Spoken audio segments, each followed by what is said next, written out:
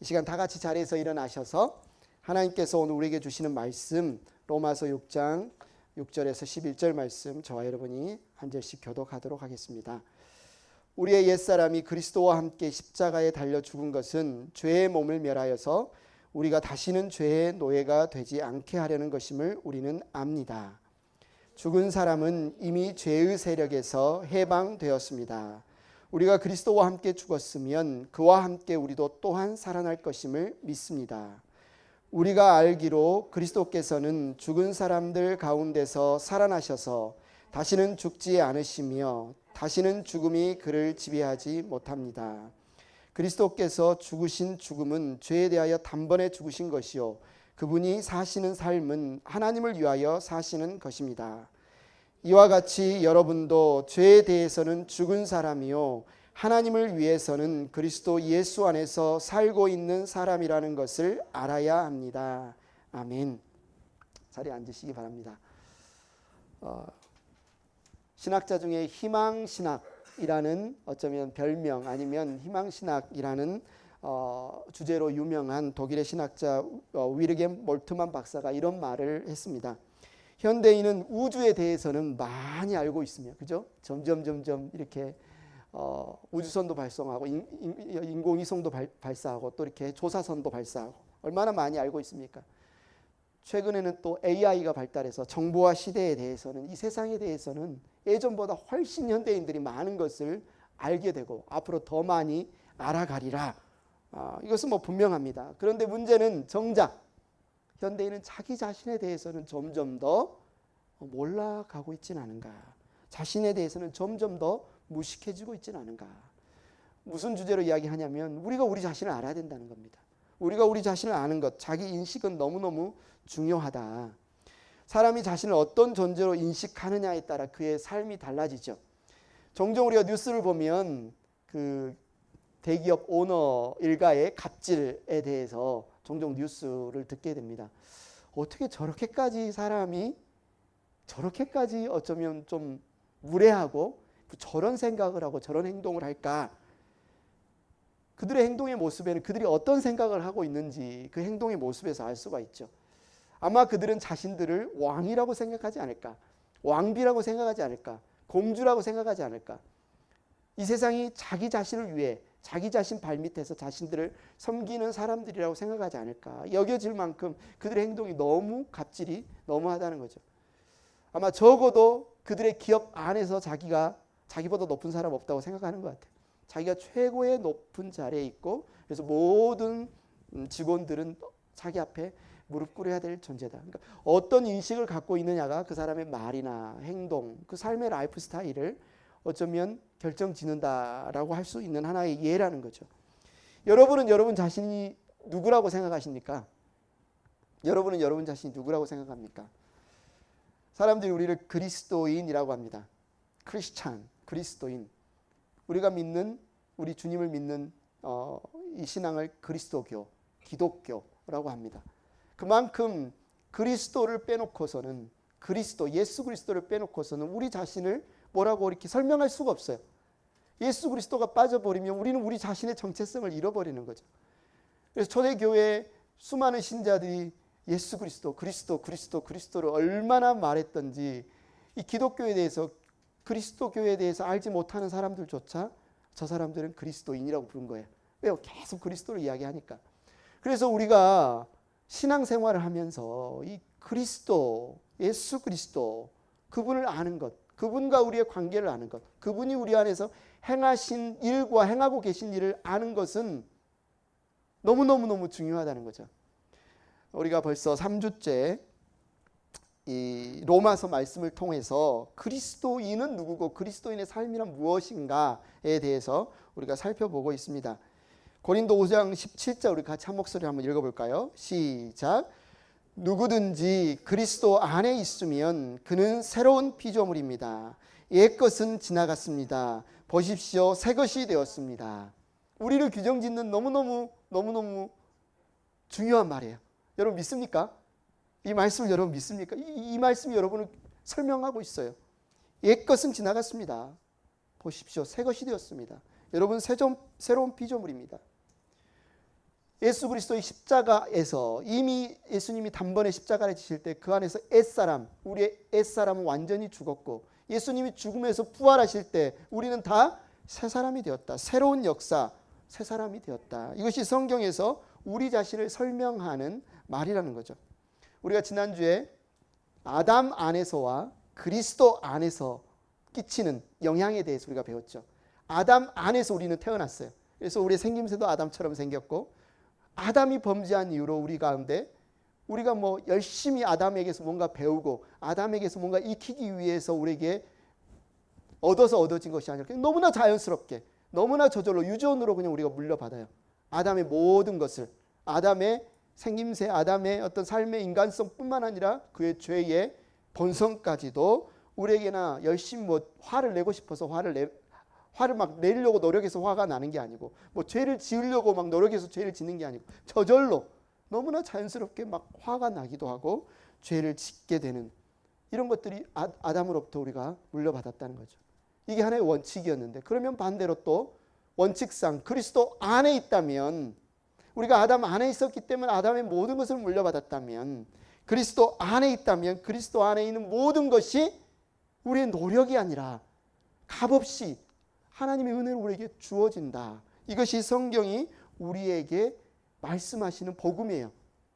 우리가 뭔가 막 열심히 뭘 해서 우리가 뭔가 인정받아서 하나님 우리에게 주시는 것이 아니라 어디 안에 있으면 우리가 그리스도 안에 있으면 이미 그리스도께서 행하신 모든 일들과 그리스도 안에 있는 모든 것들이 우리에게 주어진다. 이걸 우리가 믿어야 된다. 그러면 이 사실을 우리가 어떻게 실제로 경험할 수 있을까? 성경이 말하는 이 사실을 우리가 실제로 경험할 수 있을까? 로마서에서는 4가지의 조건을 이야기를 합니다. 그리스도 안에서 우리가 그리스도인의 삶을 누리기 위해서는 4가지의 삶을 한번 스텝을 밟아보십시오라고 사도 바울은 로마에 보내는 교회에서 조언하고 있는데 첫째는 알아야 된다는 거예요. 첫째는 아는 것이다.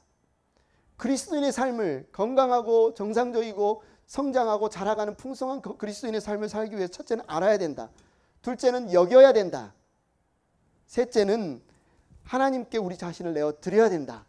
넷째는 성령 안에서 행해야 된다. 아는 것, 여기는 것, 그리고 드리는 것, 행하는 것.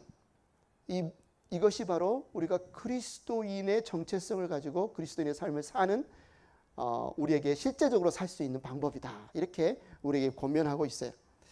그래서 여러분 우리가 이제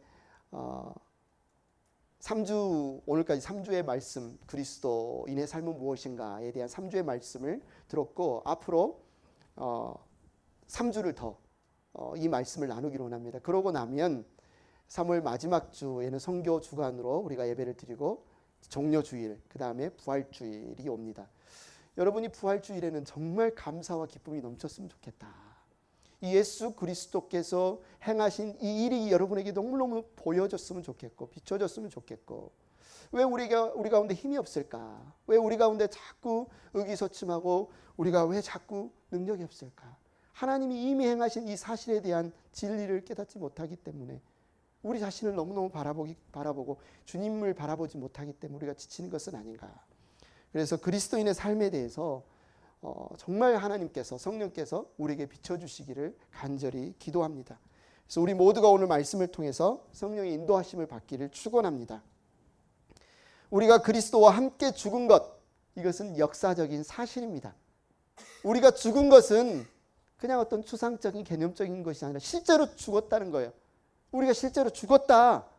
예수님이 십자가에서 죽으심은 그분이 단독적으로 혼자만 죽은 것이 아니라 하나님이 모든 우리 그리스도인들 그 안에 이미 집어넣어 두셨고 예수님은 우리를 대표해서 죽으셨을 뿐만 아니라 우리 모두를 포함해서 그 안에 품고 죽으셨다.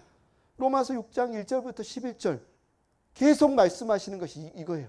예수님 우리를 대표해서 죽으셨을 뿐만 아니라 예수님이 죽으실 때 우리가 그 안에 있었다. 이 점을 보지 못한 사람은 우리가 영적으로 자유할 수도 없고 자라갈 수도 없습니다. 예수님이 십자가에서 우리의 죄를 짊어지고 죽으셨다는 사실을 알지 못하는 사람은 늘 죄책감에 시달릴 수밖에 없어요. 예수님이 십자가에서 우리의 죄의 본성을 위해 짊어지고 죽으셨고 우리의 사람이 죽었다는 사실을 알지 못하는 사람은 여전히 나의 죄의 본성에 매여 끌려다닐 수밖에 없어요. 우리는 이 사실을 분명히 알아야 됩니다. 여러분은 어떻게 죄사함을 얻었습니까? 성경 우리가 복음을 전할 때도 전도할 때도 그렇죠. 어떻게 우리가 죄를 용서받았어요? 예수님이 십자가에서 대속제물이 되셔서 우리의 모든 죄를 짊어지고 대신 값을 치르고 피를 흘리시고 죽으신 것, 그것을 알기 때문에 우리의 모든 죄가 다 값이 치러졌구나, 용서받았구나, 이것을 아는 거죠. 이미 예수님이 십자가에서 우리의 죄를 다 짊어지고 죽었다면 우리가 또 예수님 나의 죄를 대신 짊어지고 죽어주십시오라고 말할 필요가 있습니까? 성경은 없다고 말해요. 이미 예수님이 우리의 죄를 짊어지고 십자가에 죽었기 때문에 주님 저의 죄를 대신 위해서 죽어주십시오라고 말할 필요가 없고, 다만 우리는 어떻게 말해야 돼요? 할렐루야 감사합니다. 주님 제 죄를 지고 죽어주셨군요. 제 죄를 대신해서 주님이 죽어주셨군요. 감사하기만 하면 됩니다. 왜냐하면 이 일은 이미 이루어진 일이기 때문에, 이 일은 이미 완성된 일이기 때문에 예수님께 다시 죽어주세요라고 간구할 필요가 없다는 거예요. 예수님이 끝내신 일이기 때문에. 그래서 우리의 죄의 모든 행위는 이미 예수 그리스도 안에서 예수 그리스도의 십자가의 단번에 죽으심으로 다 용서받았다. 마찬가지로 우리가 이런 죄 사함이 예수님의 십자가에서 단번에 피 흘림으로 이루어진 것처럼 우리의 죄의 해방 역시도 완성되었다는 겁니다. 예수님 안에서. 예수님 안에서 우리의 죄의 본성으로부터 옛사람의 죽음도 이미 완성되었다. 그래서 우리는 주님 저의 죄의 본성을 위해서 다시 십자가에 죽어주십시오라고 말할 필요가 없어요. 이미 예수님이 이루신 일입니다. 그러면 우리가 왜 나는 이렇게 죄가 자꾸 죄인의 모습으로 넘어질 수밖에 없을까? 좌절하고 낙심할 때 우리는 뭐 해야 돼요? 찬양해야 돼요. 이런 나를 위해서 주님이 죽어주셨군요. 이런 나를 주님이 해방해 주셨군요. 무슨 일을 장차 앞으로 해달라고 구하는 게 아니라 이미 예수님이 행하신 일에 대해서 우리는 감사하고 찬양해야 됩니다. 여러분 오해하지 마십시오. 회개할 필요가 없다, 이런 말을 하는 게 아닙니다. 역사적으로 실제적으로 이미 예수님께서 십자가에서 행하신 일은 실제로 일어난 일이고, 우리 또한 우리를 대표해서 우리도 그 안에 포함되어서 이미 이루어진 일이다. 그래서 주님 저를 십자가에 못 박아 주십시오라 기도할 필요가 없어요. 이미 우리 못 박혔기 때문에, 이미 우리는 예수님과 함께 이미 십자가에서 못 박혔기 때문에, 이미 우리의 죄는 예수님의 십자가의 피로 깨끗이 씻겼기 때문에, 우리의 죄의 본성은 이미 십자가에서 죽으셨기 때문에, 우리가 하나님 앞에서 이 예수님의 십자가와 보혈을 생각할 때 우리의 태도는 무엇이다? 찬양이라는 겁니다. 좀 전에 우리가 찬양하죠. 확정되었네. 확정되었네. 이미 끝났네. 이미 예수님께서 우리의 죄를 사하셨네. 이미 예수님께서 우리 옛사람을 죽이셨네. 찬양이 우리의 가장 메인의 반응이라는 겁니다. 여러분은 예수 그리스도의 죽으심을 믿습니까? 예수님 진짜 죽으셨어요? 예수님 진짜 죽으신 걸 믿습니까? 로마서 5장 8절 한번 읽어볼까요? 시작. 그러나 우리가 아직 죄인 되었을 때 그리스도께서 우리를 위하여 죽으셨습니다. 죽으셨습니다. 아멘. 그러면 또한 우리는 무엇을 믿어야 합니까? 예수님이 죽으심을 우리가 생각할 때마다 우리는 동시에 반드시 생각해야 될 게 있는데, 나도 죽었다는 거예요. 예수님만 죽은 게 아니고요. 예수님이 죽으셨다는 게 분명하고 선명하다면 그때 누구도 죽었다? 나도 죽었다. 어디서 말해요? 로마서 6장 6절 같이 한번 읽어볼까요? 시작. 우리의 옛사람이 그리스도와 함께 십자가에 달려 죽은 것은, 죽었어요. 과거입니다. 과거형. 죽을 것은이 아니에요. 죽은 것은. 예수님이 죽으신 게 확실하다면 그때 누구도 죽었어요? 나도 죽었다. 8절에도 말하죠. 우리가 그리스도와 함께 죽었으면 죽었어요. 예수님이 십자가에 달려 죽으셨군요. 생각할 때마다 여러분은 나도 죽었습니다. 나도 죽었군요. 우리는 언제 그분과 함께 십자가에 못 박혀 죽었어요? 성경 6장 6절은 우리의 옛사람이 그리스도와 함께 십자가에 못 박혔다. 우리의 옛사람이 그리스도와 함께 못 박혔다 이렇게 말하는데, 어순을 바꿔보면 예수 그리스도께서 십자가에 못 박히실 때 우리의 옛사람과 함께 못 박혔다. 우리가 죽은 날은 분명해요. 우리가 십자가에 못 박혀 죽는 날은 저와 여러분 모두가 다 동일합니다. 언제라고요? 예수님이 십자가에 죽으실 때. 누가 죽었다고요? 내가 죽었다. 이건 바꿀 수 없는 진리입니다. 성경이 우리에게 분명하게 선언하고 있는 진리예요. 어떤 분은 예수님은 죽으셨는데 2000년 전에 죽으셨는데 나는 아직 더 죽어야 되지 않을까? 이렇게 고민하고 생각하시는 분들도 있죠. 오늘 문진관 전사님이, 제가 예를 들어 설명해 볼게요. 문진관 전사님이 우리 예배당에 오는데 우리 유진 사모님하고 같이 옵니다. 그러면 이렇게 표현할 수 있어요. 우리 문진관 전사님이, 저는 교회에 아내와 함께 왔습니다. 아내가 저와 함께 교회에 왔습니다. 이렇게 말할 수도 있고, 나는 아내와 함께 교회에 왔습니다. 이 두 말은 다 틀리지 않아요. 만약에 문 전사님은 오전에 아침 일찍 오시고 유진 사모님이 방금 전에 왔으면 그렇게 말할 수 없죠. 따로따로 왔으니까. 그러나 동시에 왔으면 아내가 나와 함께 왔습니다. 내가 아내와 함께 왔습니다. 똑같은 정확한 사건이라는 거예요. 그런데 예수님이 십자가에서 나와 함께 죽었습니다라는 말과 내가 예수님과 함께 십자가에서 죽었습니다라는 말은 이 사건과 똑같다는 말이에요. 왜냐하면 동시에 죽었으니까. 이건 역사적으로 두 사건이 아니라 하나의 사건이니까 어떻게 말해도 말이 정확하게 된다는 겁니다. 예수님이 죽었습니다라는 말은 뭐라고요? 내가 죽었습니다. 여러분이 예수님이 십자가에서 죽으셨군요를 믿는다고 고백할 때마다 동일하게 고백해야 되는 역사적인 고백은 뭐라고요? 내가 죽었습니다. 내가 예수님과 함께 십자가에 죽었습니다. 예수님께서 십자가에 못 박히신 사건이 사실이라면 내가 십자가에 못 박히지 않을 수 없다는 거예요. 이게 성경에서 우리에게 이야기하는 겁니다. 예수님의 죽음과 나의 죽음이 따로가 아니다. 성경은 계속해서 말해요. 예수님이 죽으셨으면 여러분도 죽은 거예요 라고 말하는 겁니다. 절대로 아직 난 덜 죽었고 앞으로 죽어야 돼요 라고 고백하는 것은 성경에서 우리에게 말하는 올바른 태도가 아닙니다. 이미 죽었어요. 이미 끝난 일입니다. 그러면 우리가 이 사실을 알 때 어떻게 해야 돼요? 우리의 신앙 할렐루야 찬양하는 거죠. 그렇군요. 예수님이 죽으실 때 나도 죽었군요. 예수님이 나를 대신해서 죽을 뿐만 아니라 예수님이 죽으실 때 내가 그 안에서 함께 포함되어 죽었군요. 이것이 바로 성경에서 말하는 거예요. 예수님이 십자가에 죽으심을 믿습니까? 예수님의 십자가의 죽으심이 존귀한 죽으심임을 믿습니까? 그럼 우리가 믿어야 될 게 나의 죽음을 믿는 거예요. 그리고 나의 십자가의 죽음이 귀한 죽음이라는 사실을 믿는 겁니다. 여러분은 왜 예수님이 죽으셨다는 사실을 믿습니까? 무엇을 근거로 여러분은 예수님이 죽으신 것을 믿습니까? 보셨나요? 들으셨나요? 여러분이 두 눈으로 십자가에 못 박히신 걸 보셨나요? 여러분이 귀로 예수님이 엘리 엘리 라마 사박다니 십자가에서 외치시는 그 음성을 들으셨나요? 아니면 예수님이 두 손과 허리의 창자국과 발목에서 흘리는 그 피냄새를 여러분의 코로 맡으셨나요? 느끼셨나요? 아니요. 저를 포함해서 여기에 있는 그 누구도 우리의 눈으로, 귀로, 코로, 감각으로 예수님의 죽으심을 느꼈다고 말할 수 있는 사람이 누가 있겠습니까? 여기에는 한 명도 없습니다. 어떻게 알 수 있어요? 어떻게 예수님이 죽으셨다는 사실을 우리가 확실히 알 수 있습니까? 우리가 예수님의 죽으심을 믿는 이유는 하나님의 말씀이 그 사실을 우리에게 계시해서 말해주고 있기 때문이에요. 여러분, 예수님이 십자가에 죽으실 때 혼자 죽지 않으셨죠? 성경에 보면 좌우에 두 강도가 십자가에 못 박혀 죽었다라고 이야기를 하고 있습니다. 여러분 그 사실을 의심해 본 적이 없죠? 왜요? 이야기하고 있으니까 성경이 예수님이 죽으셨습니다라고 이야기하고 있고 좌우에 두 강도가 십자가에 못 박혀 죽으셨습니다라고 말하고 있어요.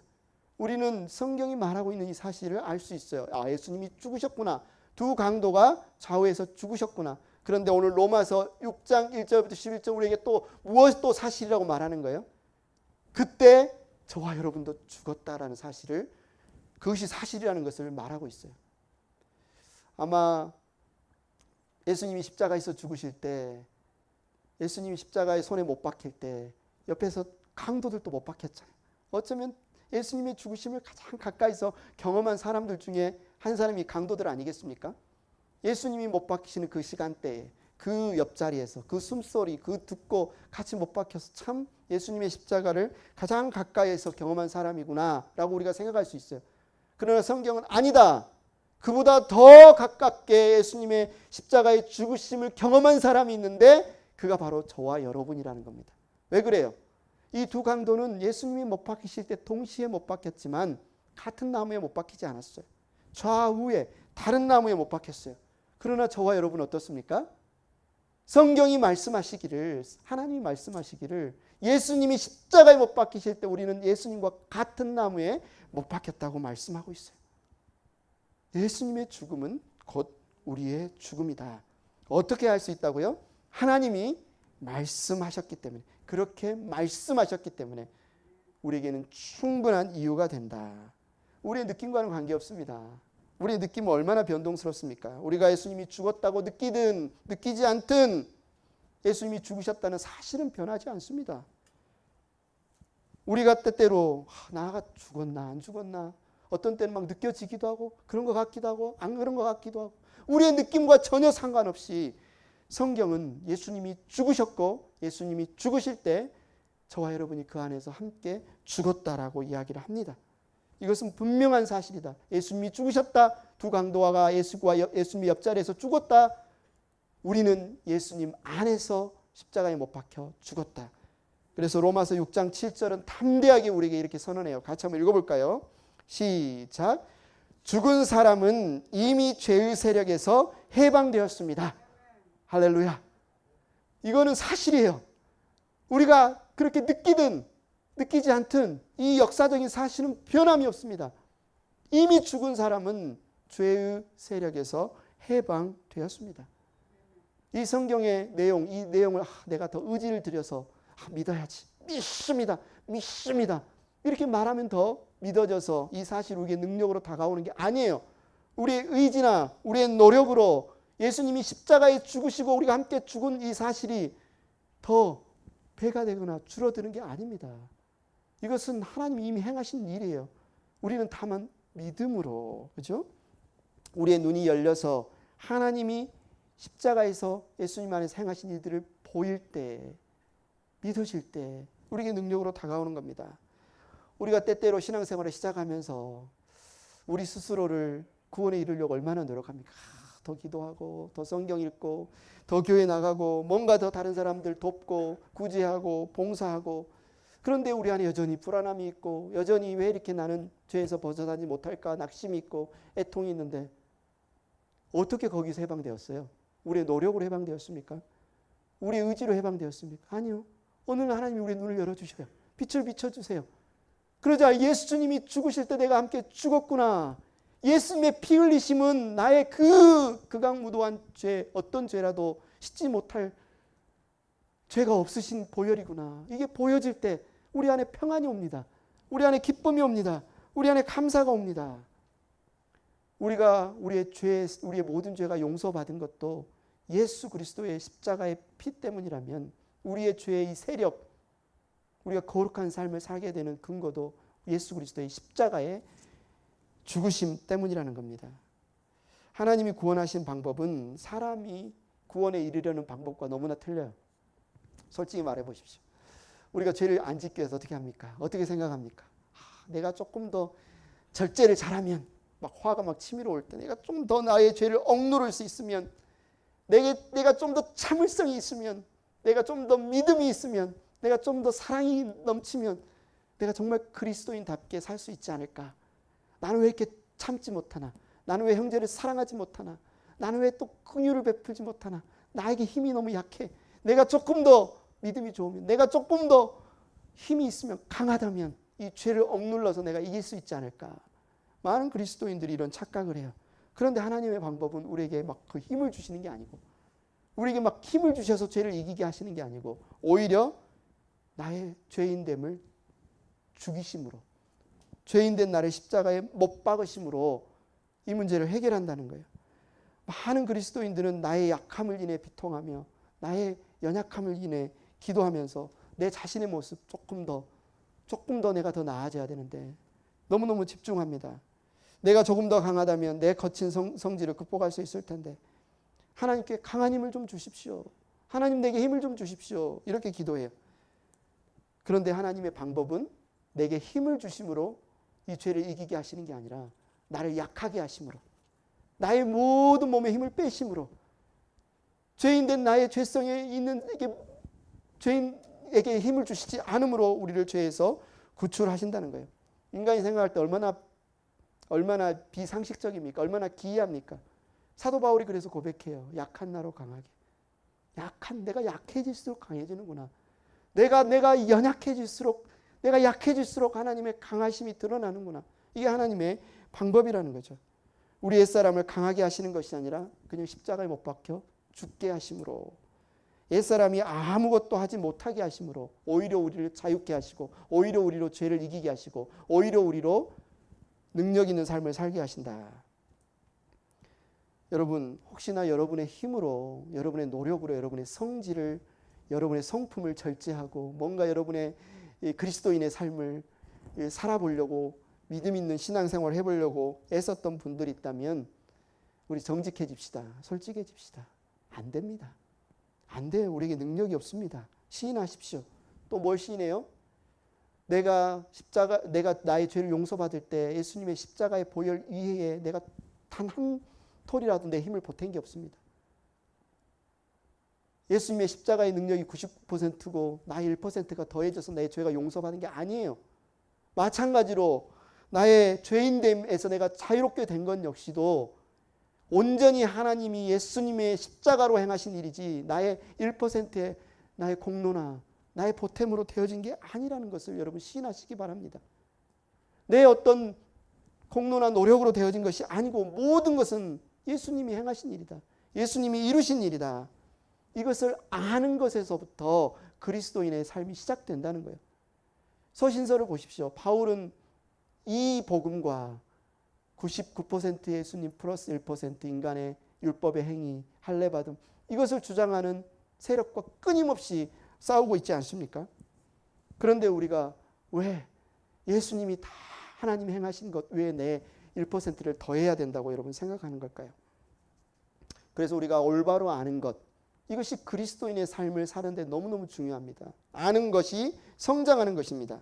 이 진리에 관해 알거나 우리가 중요한 교리를 깨닫는 것뿐만 아니라 가장 중요한 것은 우리의 눈이 밝아져서 우리의 마음으로 예수 그리스도가 누구신가, 예수 그리스도가 내 삶에서 행하시는 게 무엇인가, 나는 어떻게 그리스도인의 삶을 살아낼 수 있는가, 이것을 아는 것이 중요합니다. 여러분의 죄가 사함받은 것을 어떻게 여러분 아시나요? 전도사나 목사가 여러분의 죄가 용서받았습니다 라고 말해서 여러분 아시나요? 진짜 그렇습니까? 그러면 제가 누군가에게, 사람들에게 여러분이 예수님의 십자가의 보혈로 깨끗이 죄가 용서받았습니다 라고 말하면 모든 사람이 다 알아야 되잖아요.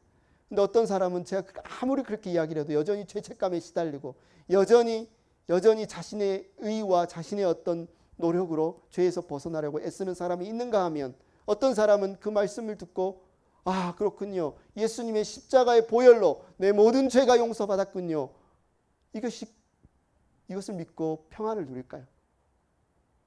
전도자나 목사나 전도사의 말로 그 사람이 알게 된 게 아니라는 거죠. 물론 우리는 전달자, 메신저의 역할은 했겠지만 어떻게 알게 됐다? 하나님이 알게 해주셨다는 거죠. 하나님이 알게 해주셨다. 그래서 성경을 그냥 읽는다고 모든 사람이 성경이 깨달아지는 게 아닙니다. 성경에 있는 내용을 그냥 읽는다고 기록된 하나님의 말씀이 다 믿어지는 게 아니에요. 그래서 사도 바울은 교회에 있는 형제 자매들을 위해서 이렇게 기도합니다. 에베소서 1장 17절 같이 한번 읽어볼까요? 시작. 우리 주 예수 그리스도의 하나님이신 영광의 아버지께서 지혜와 계시의 영을 여러분에게 주셔서 하나님을 알게 하시고. 성경 읽는 거 너무 중요합니다. 큐티하는 거 중요해요. 주일날 설교 듣는 거 중요합니다. 성경 공부하는 거 중요해요. 이게 전부가 아니라는 거예요. 그거 할 때 어떻게 해야 된다는 거예요? 바울이 기도한 것처럼 하나님, 이 기록된 말씀을 읽을 때, 하나님, 제가 하나님의 말씀을 들을 때 지혜와 계시의 영을 우리에게 주셔서, 지혜와 계시의 영이 누구십니까? 성령께서 우리를 비춰주십시오. 성령께서 우리를 깨우쳐 주십시오. 구해야 된다는 거예요. 우리에게 필요한 것이 바로 이 자세입니다. 지혜와 계시의 영 안에서 우리가 예수님을 알기를 원합니다. 지혜와 계시의 영에 비춰주심으로 우리가 진리를 알기를 원합니다. 항상 이 자세를 갖는 것. 그냥 많이 읽고 그냥 많이 공부하는 것은 충분하지 않다는 거예요. 우리가 하나님 말씀을 읽을 때, 공부할 때, 들을 때, 지금 여러분이 설교 들을 때도 주님, 지혜와 계시의 영으로 저에게 이 말씀을 깨우쳐 주십시오. 비춰 주십시오. 여러분 그런 경험 있잖아요. 또 어두운 방에 들어가서 잘 안 보이는데 전등을 탁 켜니까 환히 뭐가 어디에 있고 구조가 다 들어오잖아요. 지혜와 계시의 영이신 성령께서 하시는 일이 바로 그 일이라는 거예요.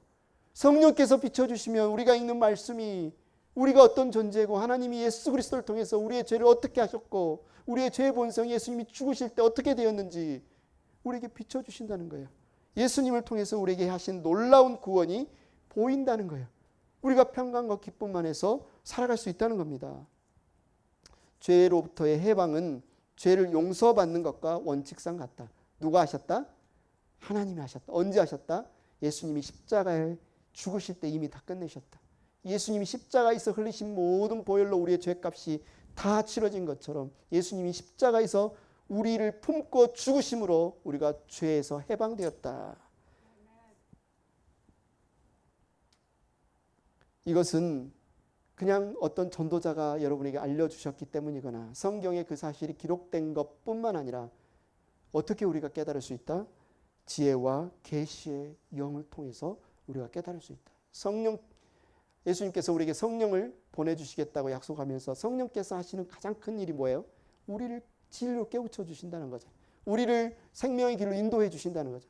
그럼 우리가 성경을 읽을 때, 우리가 어떤 신앙생활할 때 왜 이분께 구하지 않습니까? 그냥 성경 읽으면 된다고 생각합니까? 왜 그냥 와서 예배 드리면 된다고 생각합니까? 그냥 복음을 전하면 된다고 생각합니까? 아니요. 성령께 의지하죠. 구해야죠. 하나님 보여주십시오.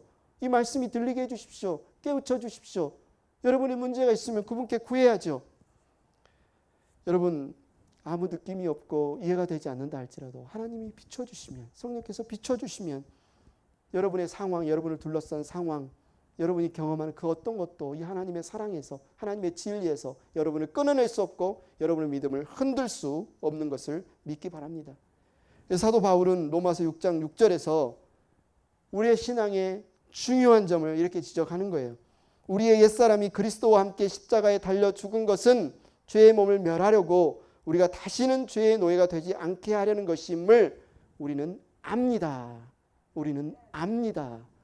아는 것이 그리스도인의 삶에 있어서 너무너무 중요하고, 아는 것이 건강하고 정상적이고 성령 충만한 그리스도인의 삶을 사는데 너무너무 중요하다는 거예요. 뭘 알아야 돼요?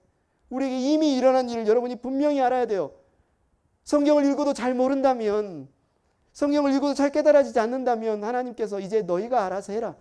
좀 기도를 덜 했구나. 성경을 좀 게을리 읽었구나. 집중해서 읽어야지. 이렇게 말씀하지 않고 구하라는 겁니다. 내가 보내준 보혜사 성령, 지혜와 계시의 영께 너희가 구해라. 비춰주시겠다는 거예요. 비춰주시겠다는 거예요. 사도 바울이 교회를 위해 기도한 것처럼 여러분이 여러분 자신을 위해서도 기도하시고, 여러분의 자녀들을 위해서 기도하시고, 여러분이 누군가를 복음을 전하기 위해 중보하고 있는 그들을 위해서도 기도하십시오. 성령께서 비춰주십시오. 지혜와 계시의 영이신 성령께서 보이게 해주십시오. 이 진리의 말씀이 그들에게 깨달아지게 해주십시오. 중국 내지 선교회 차이나 인랜드 미션을 설립한 유명한 선교사 허드슨 테일러 역시도 이 문제, 우리가 겪는 이 문제로 그리스도인의 삶을 어떻게 승리하며 살 수 있을까? 어떻게 그리스도의 삶을 능력 있게 살 수 있을까를 고민했습니다. 어떻게 내가 그리스도 안에서 살까? 어떻게 포도나무 대신 그리스도로부터 내가 진액을 흡수할 수 있을까? 이 문제로 고민했어요.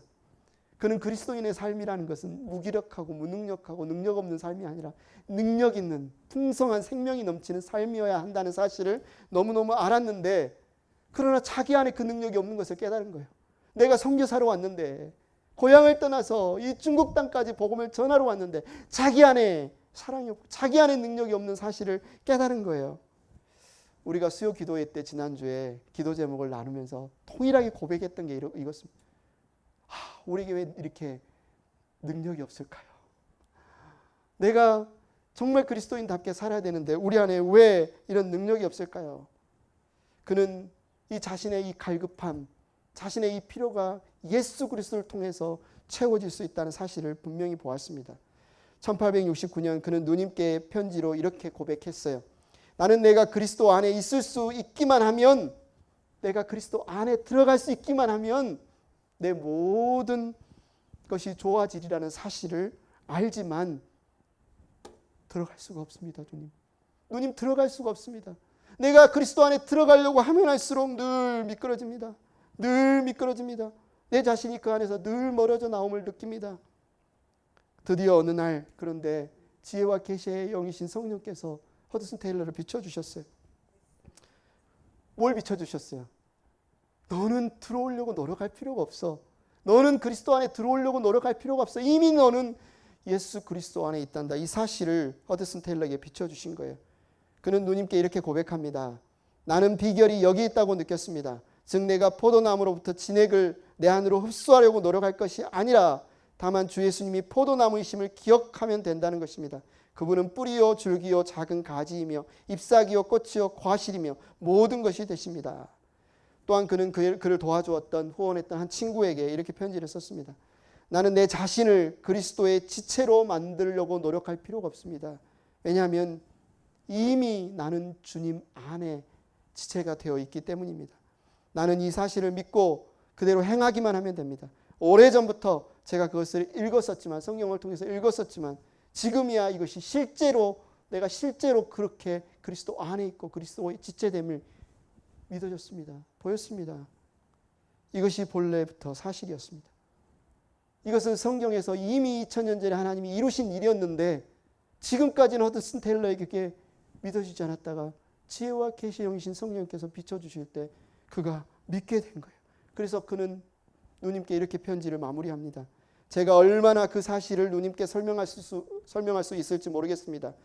이것이 별로 신기하거나 특이한 것은 아니지만 지금 나에게는 모든 것이 새로운 것이 되었습니다. 한마디로 전에 나는 눈먼 자였으나 이제는 친히 보게 되었습니다. 무엇을 보았어요? 내가 죽었습니다. 이걸 보았어요. 내가 장사되었습니다. 이것을 보았어요. 내가 예수님과 함께 부활하여 하늘로 승천하였습니다. 역사적으로 실제적으로 이것이 일어난 것을 내가 보게 되었습니다. 하나님은 나를 이렇게 보십니다. 그리고 그분은 나에게 이렇게 나 자신을 보아야 한다고 말씀하십니다.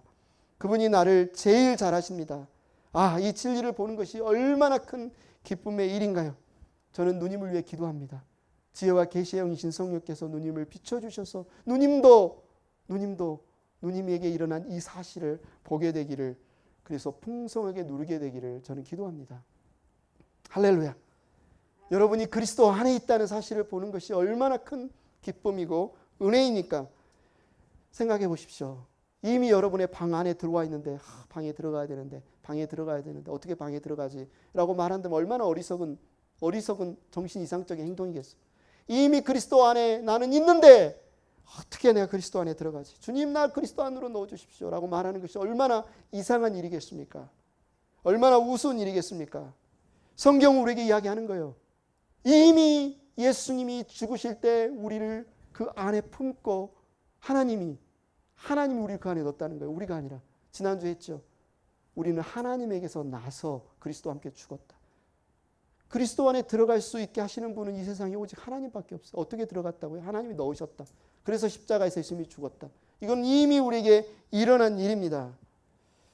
그러면 우리가 신앙생활을 하면서 하나님, 저 예수님이 포도나무신데 제가 가지 되게 해주세요. 가지 되게 해주세요. 그 안에 거하게 해주세요. 거하게 해주세요. 이렇게 기도하는 게 아니라 우리가 신앙생활 하면서 해야 될 우리의 가장 많은 표현은 뭐라고? 할렐루야, 찬양이라는 겁니다. 나를 이미 예수님 안에 포함시켜 주신 것 감사합니다. 나를 위해 예수님께서 행해 주신 이 모든 일을 감사합니다. 우리가 기도할 것도 이미 이루신 일을 보게 해달라고 기도하는 거지 그 일을 행해달라고 기도하는 게 아니라 이미 끝난 일이기 때문에, 이미 예수님이 하신 일이기 때문에. 한 모임에서 그리스도인의 삶에 대해서 혼란스러워한 한 분과 이런 대화를 나눈 적이 있습니다. 그분은 이렇게 말합니다. 아마 우리도 종종 이런 말을 하죠. 다른 사람들은 참 신앙생활 잘하는데, 다른 사람들은 참 성령 충만하게 신앙생활 잘하는데 나는 너무 부끄러워요. 나는 말로는 그리스도인이라고 하고 신앙생활 오래 했는데 다른 사람과 비교해 볼 때 나 자신이 참 진실한 그리스도인이 아닌 것 같아요. 나는 진실로 십자가에 못 박힌 생명과 부활의 생명을 알고 싶은데 그런데 나는 아직도 이것을 잘 알지 못하겠고 어떻게 살아야 될지 모르겠어요. 열심히 그 형제를 설명해 주려고 열심히 했는데 그 이해를 못하는 거예요. 기도밖에 없네요. 더 열심히 기도해야 되겠네요. 더 열심히 기도해야 되겠네요. 그리스도께서 이미 모든 것을 이루어 주셨는데 왜 또 기도해야 됩니까? 이미 하나님이 끝내신 일을 왜 또 해달라고 기도해야 됩니까? 아무리 설명해도 이해를 못해요. 왜요? 그 사람은 어떻게 생각합니까? 아니 내가 아직도 화를 내고 있잖아요. 내가 그리스도인이라면 내가 진짜 신실한 그리스도인 화내면 안 되잖아요. 근데 나는 왜 또 화를 내고 끊임없이 화를 내고 끊임없이 이렇게 연약한 모습이 있을까요? 내가 진짜 진실한 그리스도인이라면 그리스도인답게 살아야지 나는 왜 자꾸 넘어질까요? 이것 때문에 이 사람이 그리스도 안에 있다는 사실을 신뢰하지 못한다는 거죠. 많은 사람들이 자신의 죄는 죄사함은 예수 그리스도의 십자가의 피로 오직 나는 예수님의 십자가의 공로로 의롭게 되었다는 것을 믿으면서도 우리가 그리스도인답게 거룩한 삶을 사는 것은 뭔가 나의 노력과 나의 수고가 들어가야 된다고 생각하는 오해를 너무 많이 한다는 겁니다. 근데 성경은 특히 오늘 로마서 6장은 이미 예수 그리스도께서 우리를 위해 피 흘리셔 죽으셨을 뿐만 아니라 우리 안에서 우리를 온전히 거룩한 구별하여서 거룩한 자로 삼으셨다는 사실을 우리에게 이야기해 주고 있어요. 그래서 다른 한 형제가 그 형제에게 이 사실을 설명하기 위해서 아이패드를 딱 듭니다. 이것이 무엇입니까? 이것이 무엇입니까? 아이패드죠. 이 아이패드가 기도할 수 있어서 다음과 같이 기도한다고 가정해 봅시다. 주여 나에게 은혜를 주셔서 나로 아이패드가 되게 해주세요. 당신이 이런 기도를 들었다면 뭐라고 이야기를 하겠습니까?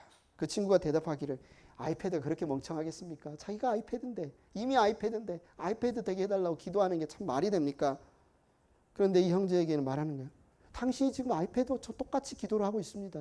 당신은 이미 그리스도인이고 하나님께서 이미 당신을 예수 그리스도 안에 포함시키셔서 십자가에서 예수님이 죽으실 때 당신은 죽었고 장사되었고 예수님이 부활하셔서 둘째 사람 부활의 첫 열매가 되실 때 당신이 부활했는데 당신은 왜 또 그 일을 해달라고 왜 또 그 일을 해달라고 계속해서 나는 못 박혀야 된다. 나는 못 박혀야 된다. 나는 죽어야 된다. 나는 죽어야 된다.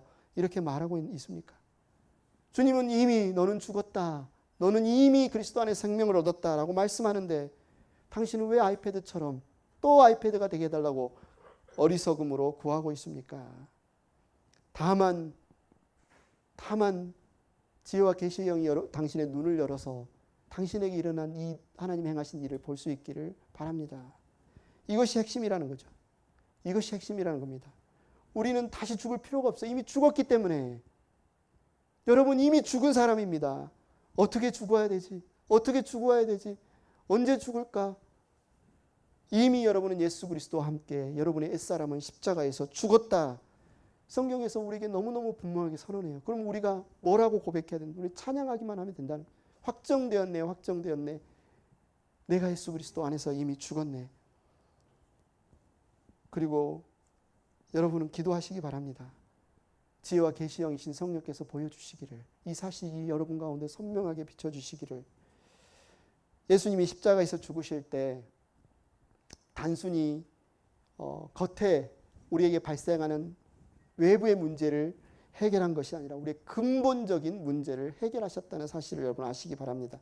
이해를 돕기 위해서 미국에서 금주법이 있었는지 아세요? 1920년에서 1933년 미국 정부가 금주령을 금주법을 내렸습니다.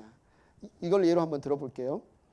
나라에서 이 술 자체를 완전히 없애려고 마음을 먹는다고 생각을 해보십시오. 정부가. 그리고 저와 여러분이 그 술을 완전히 없애는 단속하는 집행하는 사람이라고 생각하면 이곳에서 술을 어떻게 없앨 수 있을까요? 집집마다 수색을 하고 마켓마다 수색을 하고 식당에도 가고 개인들도 막 소지품도 다 돕고 그래서 술병을 빼앗아 가지고 술병을 이렇게 압수해 가지고 깨트리거나 아니면 그것을 열어서 다 술을 부음으로써 이 술이 세상에 없어질 수 있을까요? 그것으로 충분할까요? 아니요. 왜 충분하지 않아요? 술 공장에서 계속 또 술을 생산하니까. 아무리 사람들이 가지고 있는 술을 다 깨서 없애도 아무리 술병에 있는 술을 다 없애도 술 공장이 계속 가동이 돼서 계속 술을 생산하는 한 이 세상에 이 나라의 술은 없어지지 않는다는 거죠. 어떻게 해야 돼요? 술병을 깨뜨려서 없앨 뿐만 아니라 술 공장을 찾아가서 공장이 가동하지 못하도록 문을 닫고 청산해야 된다는 거죠. 성경이 우리에게 말하는 게 이 비유로 설명하자면 우리에게 말하는 게 이것입니다. 우리 자신은 죄를 생산하는 공장이고 우리의 어떤 죄 행위들은 상품, 생산품이다. 그런데 예수님께서 하신 일은 우리의 죄 행위를 십자가의 피로 용서해 주시는 그 일만으로 마무리하시는 분이 아니다는 겁니다. 우리 예수님은 일을 절반만 하시는 분이 아니라는 거예요. 그분은 근본적으로 우리를 죄에서 자유케 하시는 그 일을 행하시는 분이 바로 우리 주님이시다. 우리 주님은 결국 일을 절반만 하고 나머지는 너희가 해. 내가 이 술병들 다 깨뜨리고 술 없앴으니까 술 공장 문 닫는 것은 너희 일이야. 너희가 술 공장 멈추는 일은 너희 담당. 이렇게 하시는 분이 아니라는 거예요. 모든 술을 없앨 뿐만 아니라 술 공장까지 닫으시는 분이 하나님이시다. 일을 하나님이 하신다. 우리가 예수 그리스도의 십자가의 보혈로 거룩하다고 칭 일을 예수님의 십자가로 얻었을 뿐만 아니라 우리가 거룩한 삶을 사는 그리스도인의 삶을 사는 것 역시도 하나님의 은혜로 되어진다는 거예요. 그래서 로마서 6장 6절은 선언하는 겁니다. 우리의 옛사람이 그리스도와 함께 십자가에 달려 죽은 것은 죄의 몸을 멸하여서 우리가 다시는 죄의 노예가 되지 않게 하려는 것임을 우리는 압니다. 우리의 신앙생활에서 너무너무 중요한 우리가 뭘 하려고 하기에 앞서서 알아야 된다는 거예요. 이미 하나님이 행하신 일이 무엇인지, 그리스도인의 삶이라는 무엇인지, 우리가 그리스도인의 삶을 산다는 뜻이 무엇인지를 알아야 된다는 거예요. 저와 여러분이 압니다. 바울이 고백한 것처럼 그렇습니다. 압니다라고 고백할 수 있기를 원해요. 그러나 만약 우리가 압니다라고 고백할 수 없다면 6장 3절 바울은 우리에게 이렇게 말합니다. 침례를 받아 그리스도 예수와 하나 된 우리는 모두 침례를 받을 때 그와 함께 죽었다는 것을 여러분 알지 못합니까? 여러분 알지 못합니까? 행복한 교회 가족 여러분, 우리의 옛사람은 예수님의 십자가에서 이미 죽었습니다.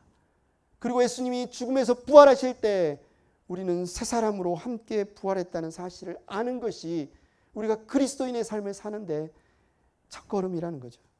정상적이고 건강하고 성장하는 그리스도인의 삶을 살려면 우리는 그리스도를 알아야 됩니다. 우리가 그리스도를 알려면 알고 싶다 저절로 아는 게 아니라 어떻게 해야 돼요? 당연히 성경을 읽어야죠. 당연히 성경을 읽어야죠. 당연히 공부해야죠. 설교도 들어야죠.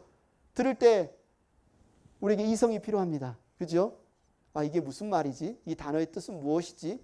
이게 문맥적으로 무슨 말인지 우리의 이성이 필요해요. 우리 지적 능력이 필요해요. 그런데 성경은 우리의 이성, 우리의 이해력은 단순히 매개체다. 단순히 하나님의 진리를 아는데 하나의 과정에 불과하다. 당연히 우리가 하나님의 말씀, 진리를 깨닫기 위해서는 성경을 읽고 듣고 적고 배워야 하느나 그것은 충분하지 않는다. 그때 하나님이 역사하시는데 지혜와 계시의 영이신 성령께서 그 말씀을 비춰주실 때 우리가 깨닫게 된다는 거예요. 이렇게 해서 은혜를 받은 사람에게는 무슨 일이 일어납니까? 하나님의 말씀이 얼음물보다 시원하고 꿀송이보다 달고 하나님의 말씀에 전율을 합니다. 하나님의 말씀의 깨달음의 은혜에 더 알고 싶어져요. 이게 진리구나. 진리를 알지니 진리가 너희를 자유케 하리라. 그래서 하나님의 말씀을 묵상합니다. 그러면 또 성령께서 비춰주세요. 그런데 하나님의 진리를 깨닫는 사람은 그냥 이게 진리구나 멈추지 않아요. 순종하고 싶어집니다. 실천하고 싶어집니다. 그래서 진리를 실천했더니 형제를 용서했더니 형제를 사랑했더니 진리가 진리로 더 완전하게 우리에게 다가옵니다. 그러면 거기서 나는 충분해 하고 멈춥니까? 아니요. 또 하나님 말씀을 묵상해요. 또 성령께서 비춰주세요. 또 순종해요. 선순환이 계속해서 일어납니다. 그러면서 우리 가운데 그리스도인의 삶을 온전히 살아갈 수 있도록. 그래서 하나님의 말씀의 이 단맛을, 이 하나님의 말씀의 이 놀라운 진리의 깨달음이 있는 사람은요, 백방으로 누가 말려도 성경 보지 마십시오. 이게 무슨 진리입니까? 허탄한 신화입니까? 아무리 말려도 막을 수 없습니다. 하나님의 말씀에 갈급함이 있어요. 하나님의 말씀을 더 목말라해요. 알면 할수록 더 알고 싶고 더 배우고 싶고 더 강구하게 됩니다. 미국의 유명한 부흥사인 조나단 에드워즈가 이렇게 말했죠. 하나님의 말씀을 철저하게 알려고 하지 않는 자는 동물과 다를 바 없다. 하나님의 말씀을 알고자 하지 않고 하나님의 말씀을 배우려고 하지 않는 자는 동물과 다를 바 없다. 생김새가 틀려서 사람입니까? 아니요. 하나님 말씀 없는 사람은 동물과 다를 바 없다라고 말합니다. 행복한 교회 가족 여러분, 하나님의 말씀을 통하여 그리스도인의 삶을 묵상하고 성령의 비춰주심을 받고 알아 순종함으로써 하나님의 사랑과 기쁨이 여러분 가운데 넘치는 삶을 살기를 축원합니다. 이 시간에 이 우리의 마음 찬양팀 앞으로 나오셔서 이 찬양으로 한번 고백했으면 좋겠습니다. 내 안에 가장 귀한 것 예수를 알미라. 금은보다 더 귀한 것 예수를 알미라. 예수의 이름, 존귀한 이름, 예수의 이름, 능력의 이름. 그렇습니다. 우리가 예수님을 알기로 원합니다. 하나님, 우리에게 예수님을 알게 하시니 감사합니다. 그러나 우리가 여기에 멈추지 않고 지혜와 계시의 영이신 성령께서 우리에게 더 비춰주시라고 사모하고 간구하는 마음으로 다 같이 일어서셔서 이 찬양 함께 드리겠습니다.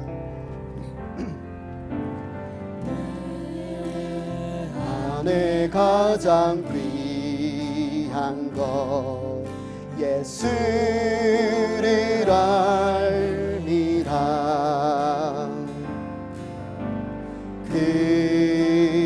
금보다 더 귀한 것 예수를 알미라.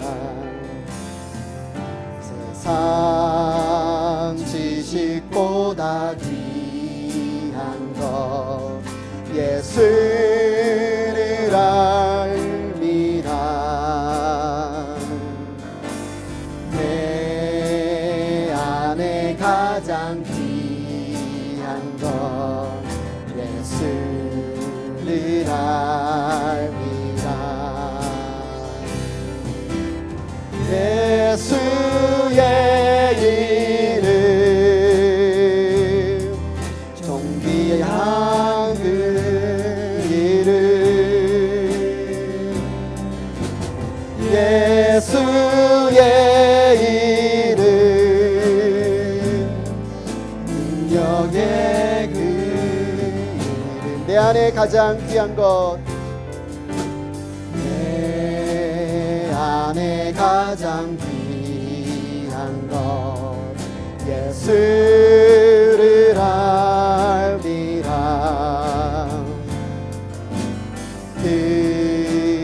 금인보다 더 귀한 것 예수를 알미라. 세상 지식보다 귀한 것 세상 지식보다 귀한 것 예수를 알미라.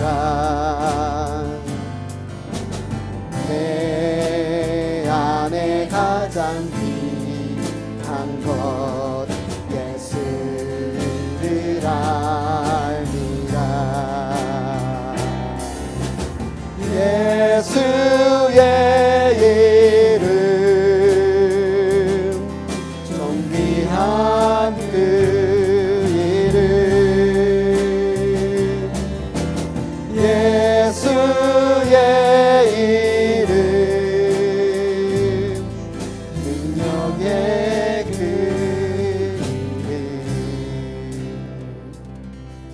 이 시간 하나님께 봉헌 기도 드리겠습니다. 하나님 아버지 감사합니다. 그렇습니다. 하나님께서 우리에게 행하여 주신 그 놀라운 구원의 역사를 우리가 알기를 원합니다. 지혜와 계시의 영이신 성령을 우리에게 보내어 주셔서 알게 하시니 감사합니다. 그러나 멈추지 않고 더 알고 누리기를 원하오니 우리 행복한 교회 형제 자매들 모두 가운데 비추어 주시옵소서. 성령께서 조명하여 주시옵소서. 환하게 비추어 주시옵소서. 이 시간 우리가 예수 그리스도와 함께 죽고 부활한 그리스도 안에 있는 존재임을 이 시간 감사하며 고백하며 이 예물과 함께 우리의 결단을 올려드립니다. 우리가 그리스도 안에 있는 자들임을 늘 인식하며 기억하며 살아갈 수 있도록 인도하여 주시고 우리의 가정에서 일터에서 삶의 순간순간마다 우리를 통하여 그리스도의 모습이 드러나게 하여 주시옵소서. 그리스도의 아름다우신 능력이 마음껏 드러나게 하여 주시옵소서. 우리가 또 우리 주변에 있는 형제 자매들을 위하여 또 복음을 전하기 원하는 이들을 위하여 기도하오니 지혜와 계시의 영이신 성령께서 그들에게 비추어 주시옵소서. 비추어 주시옵소서. 진리를 알게 하여 주시옵소서. 예수님을 나의 구주 하나님으로 믿고 영접하고 거듭나게 하여 주시옵소서. 감사합니다. 예수님의 이름으로